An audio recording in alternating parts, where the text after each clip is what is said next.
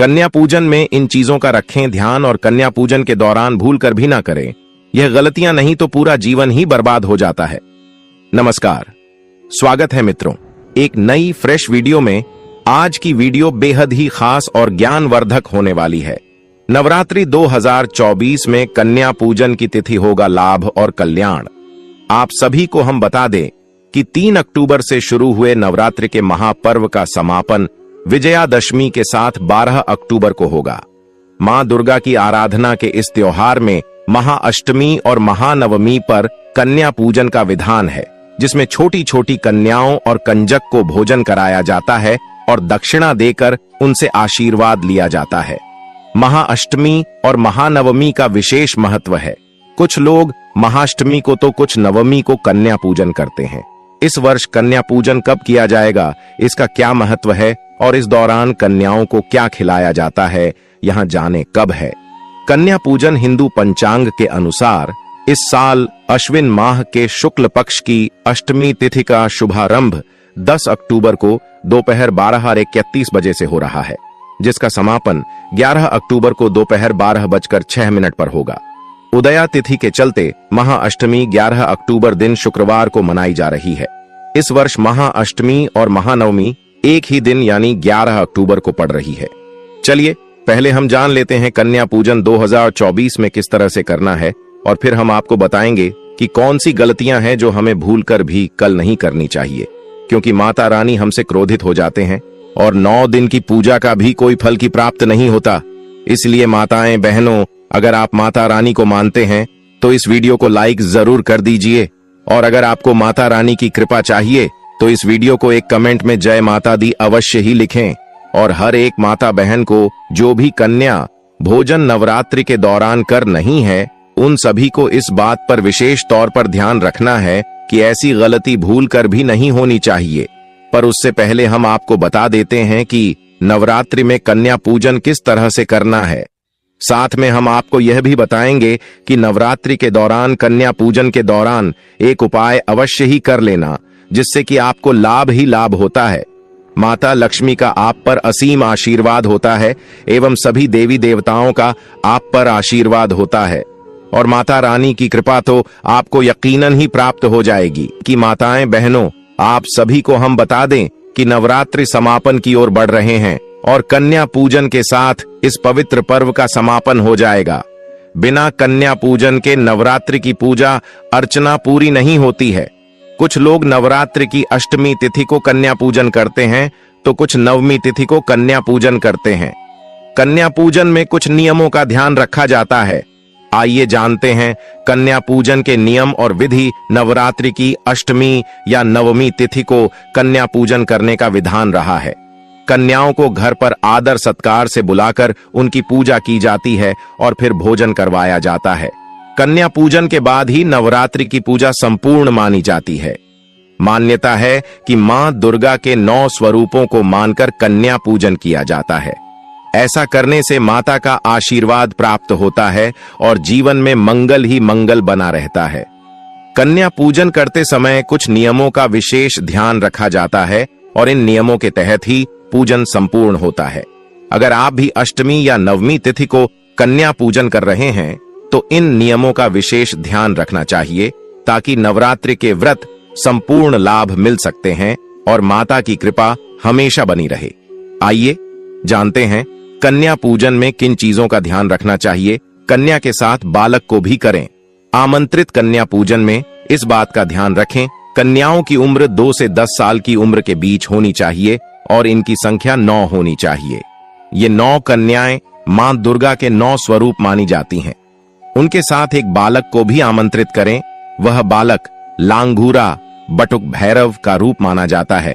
शक्तिपीठ की सुरक्षा के लिए महादेव ने एक भैरव रखा हुआ है, इसलिए देवी के साथ इनकी भी पूजा की जाती है।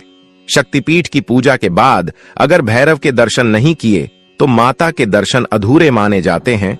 2 से 10 वर्ष की कन्या का महत्व शास्त्रों के अनुसार 2 वर्ष की कन्या को कुमारी, 3 वर्ष की कन्या को त्रिमूर्ति देवी दुर्गा, लक्ष्मी और सरस्वती, 4 वर्ष की कन्या को कल्याणी, 5 वर्ष की कन्या को रोहिणी, 6 वर्ष की कन्या को माता कालिका, 7 वर्ष की कन्या को चंडिका, 8 वर्ष की कन्या को शांभवी, 9 वर्ष की कन्या को देवी दुर्गा और 10 वर्ष की कन्या को सुभद्रा कहा जाता है। कन्या पूजन के समय हर कन्या अव्यक्त ऊर्जा का प्रतीक मानी जाती है और सभी 9 कन्याओं के होने से यह सक्रिय हो जाती है। इनकी पूजा से मां दुर्गा का घर में आगमन होता है। प्रिय मित्रों, इस वीडियो को लाइक अवश्य कर दीजिए। अभी तक अपने माता रानी की जय ना लिखा हो तो जरूर ही लिख दीजिए, क्योंकि माता जगत जननी है। इसलिए आप माता रानी के अगर सच्चे भक्त हैं तो इस वीडियो को सच्ची हृदय से एक लाइक जरूर ही कर दीजिए। चलिए आगे जान लेते हैं नवरात्रि कन्या पूजन विधि। कन्या पूजन करने से एक दिन पहले ही कन्याओं को आमंत्रित करें। अगर आप अष्टमी को कन्या पूजन कर रहे हैं तो सप्तमी तिथि को कन्याओं को आमंत्रित कर लें, और अगर नवमी तिथि को कर रहे हैं तो अष्टमी तिथि को आमंत्रित करें। साथ ही पूरे घर को साफ रखें, क्योंकि घर आने वाली कन्याएं मां दुर्गा का प्रतीक हैं। कन्या जब घर आ जाएं तो उनको सीधे भोजन के लिए ना बैठाएं, बल्कि पहले उनके दूध या पानी पांव धोएं। इसके बाद पानी को अपने सिर पर लगाएं, फिर हल्दी व कुमकुम का टीका लगाएं। इसके बाद पूर्व दिशा की ओर मुख करके स्वच्छ आसन पर बैठाएं। कन्या पूजन में कन्याओं को हलवा चना के साथ पूड़ी, खीर, सब्जी आदि चीजें सामर्थ्य के अनुसार परोसें। साथ ही इस बात का ध्यान रखें कि कन्याओं और लांगूरा को जबरदस्ती भोजन ना कराएं। वे जितना खाएं उतना ही आदर पूर्वक खिलाएं। भोजन के बाद कन्याओं को सामर्थ्य के अनुसार दक्षिणा या उपहार देकर लाल चुनरी ओढ़ाएं और पूरे परिवार के साथ पैर छूकर आशीर्वाद लें और माता के जयकारे लगाते हुए उनको विदा करें। चलिए अब जान लेते हैं नवरात्रि के कन्या पूजन में कौन सी गलती हमें भूलकर भी नहीं करनी चाहिए, क्योंकि इससे माता रानी भी हमसे क्रोधित हो जाते हैं और हमारे 9 दिनों की व्रत का कोई फल हमें प्राप्त नहीं होता है। इसलिए और कन्या पूजन के दौरान एक उपाय अवश्य ही कर ले, जिससे कि आप मालामाल हो जाएंगे। आपके जीवन में सुख समृद्धि की प्राप्ति होगी, धन दौलत की प्राप्ति होगी, कभी आपके घर में अन्य धन्य की कमी नहीं होगी एवं सभी देवी देवताओं की आप पर कृपा होगी। नवरात्रि में कन्या पूजन के दौरान भूल से भी न करें ये गलतियां साफ सफाई का रखें। ध्यान, नवरात्रि में कन्या पूजन माता के 9 स्वरूपों को ध्यान में रखकर किया जाता है, क्योंकि ये 9 कन्याएं माता के 9 स्वरूपों का प्रतीक होती हैं।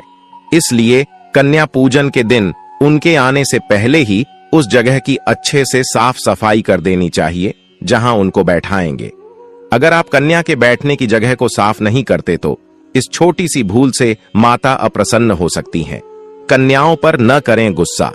कन्या पूजन वाले दिन भूल कर भी कन्याओं को डांटे या उन पर गुस्सा न करें, बल्कि उनका सम्मान पूर्वक स्वागत करना चाहिए। कन्याएं आपके व्यवहार से जितनी प्रसन्न होंगी, माता की कृपा आप पर उतनी ही बनी रहेगी। पैर धोना न भूलें। कन्याओं के आते तुरंत ही उन्हें आसन पर नहीं बैठाना चाहिए। सबसे पहले उनके पैर आपको अपने हाथों से साफ पानी से धोने चाहिए और उसके बाद पैर को साफ कपड़े से पोंछकर उन्हें आसन तक ले जाना चाहिए। दिशा का रखें ध्यान। आसन पर बैठाकर कन्याओं का तिलक किया जाता है। इस बात का ध्यान रखें कि तिलक करते समय कन्याओं का मुंह उत्तर पूर्व दिशा यानी कि ईशान कोण की ओर ही हो। गलत दिशा में कन्याओं को तिलक करने से आप माता की कृपा से वंचित रह सकते हैं। इसलिए कन्याओं के आने से पहले ही ये देख लें कि आपके घर की उत्तर पूर्व दिशा किस ओर है। ईशान कोण में देवी देवताओं का निवास स्थान होता है और इसलिए इस दिशा में कन्याओं का तिलक किया जाना चाहिए। कन्याओं के साथ जरूर बुलाएं एक बालक। अगर आप कन्या के साथ एक बालक को पूजा में नहीं बुलाते तो आपका कन्या पूजन अधूरा रह सकता है। इसलिए कन्या पूजन में 9 कन्याओं के साथ एक बालक को भी जरूर बुलाएं। इस बालक को भैरव का रूप माना जाता है, जरूर दें कोई भेंट। भोजन के बाद अगर आप सामर्थ्य के अनुसार कन्याओं को दक्षिणा नहीं देते तो कन्या पूजा पूरी नहीं माना जाती है। इसलिए कन्या पूजन के बाद अपने सामर्थ्य के अनुसार कन्याओं के हाथ में दक्षिणा भी जरूर रखनी चाहिए। आशीर्वाद लेना न भूलें। कन्या पूजन में कन्याओं के पैर छूकर आशीर्वाद लिया जाता है, लेकिन इसलिए ख्याल रखें कि कोई कन्या आपके पैर न छुए। कन्या पूजन के बाद अंत में भी कन्याओं का आशीर्वाद लेकर उन्हें विदा करें। अगर आप कन्या पूजन के दिन ऊपर दी गई बातों को ख्याल रखते हैं और पूरे विधि विधान से पूजा करते हैं तो आपको माता की कृपा अवश्य प्राप्त होती है। इसीलिए ऊपर बताई गई बातों का ध्यान जरूर रखें और इस वीडियो को ज्यादा से ज्यादा शेयर करें।